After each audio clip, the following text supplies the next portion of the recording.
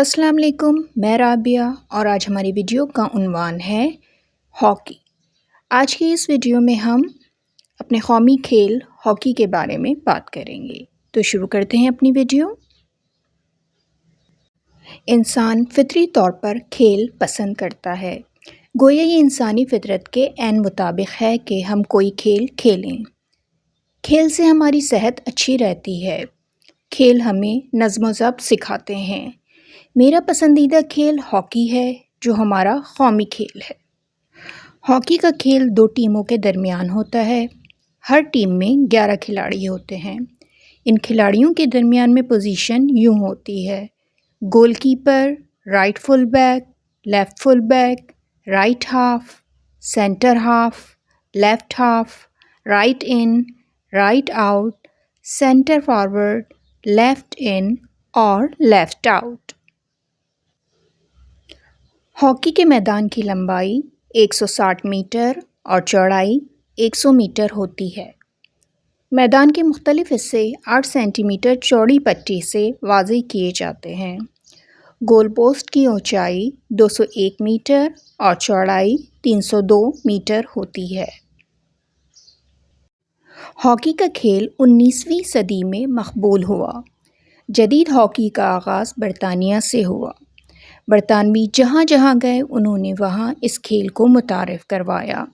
19ویں صدی کے وسط تک ہاکی یورپ کا مقبول کھیل سمجھا جانے لگا تھا۔ اولمپک کھیلوں میں سب سے پہلے ہاکی کو 1908 میں شامل کیا گیا۔ 1928 کے بعد اسے اولمپک کھیلوں کے ہر ٹورنامنٹ میں شامل کیا گیا۔ 1956 میں ہاکی کو ایشیائی کھیلوں میں بھی شامل کر لیا گیا۔ ہاکی کا سب سے بڑا ٹورنامنٹ تو اولمپک کھیلوں میں ہوتا ہے، جو ہر 4 سال بعد ہوتی ہے۔ ہاکی کا ورلڈ کپ بھی ہر 4 سال بعد ہوتا ہے۔ ہاکی چیمپئن ٹرافی بھی ایک بڑا ٹورنامنٹ ہے۔ اس کے علاوہ ایشیا کپ اور اذلان شاہ ہاکی ٹورنامنٹ بھی اہم ہے۔ پاکستان نے ہاکی کا ہر بڑا ٹورنامنٹ جیت رکھا ہے۔ ہماری ہاکی ٹیم کو 3 بار اولمپک چیمپئن ہونے کا اعزاز حاصل ہے۔ اسی طرح ہم 4 بار ہاکی ورلڈ کپ بھی جیت چکے ہیں۔ چیمپئنز ٹرافی کا اعزاز بھی پاکستان کے پاس رہا ہے۔ ایک وقت تھا جب پاکستان کی ہاکی ٹیم ناقابل شکست سمجھی جاتی تھی۔ ماضی میں ہاکی ٹیم میں کھلاڑیوں میں سمیع اللہ، حسن سردار، قاضی محب اور کلیم اللہ اچھے کھلاڑی تھے۔ سمیع اللہ کو ساری دنیا فلائنگ ہارس کے نام سے جانتی ہے، مگر آج کل یہ کھیل زوال کا شکار ہے، جس کی وجہ جدید سہولیات کا فقدان ہے۔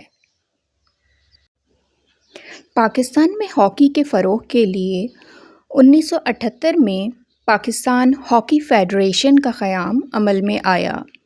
شروع میں اس فیڈریشن نے عمدہ کارکردگی دکھائی، لیکن وقت گزرنے کے ساتھ ساتھ فیڈریشن سیاست کا شکار ہو گئی اور وہ مقاصد حاصل نہ کر سکی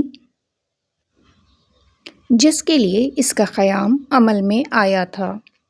حکومت کو اس قومی کھیل کی بہتری کے لیے کھلاڑیوں کو بین الاقوامی معیار کی سہولیات مہیا کرنی چاہیے۔ ملک بھر میں آسٹرو ٹرف میدانوں کی کمی ہے، یہ کمی دور ہونی چاہیے۔ اس کے علاوہ مقامی کلبوں کی حوصلہ افزائی کی جانی چاہیے۔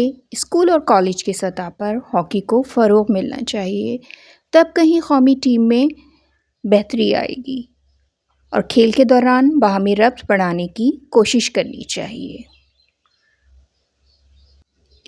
آج کے لیے اتنا ہی۔ میری نیکسٹ ویڈیو تک اپنا بہت خیال رکھیے گا۔ پھر ملتے ہیں۔ اللہ حافظ۔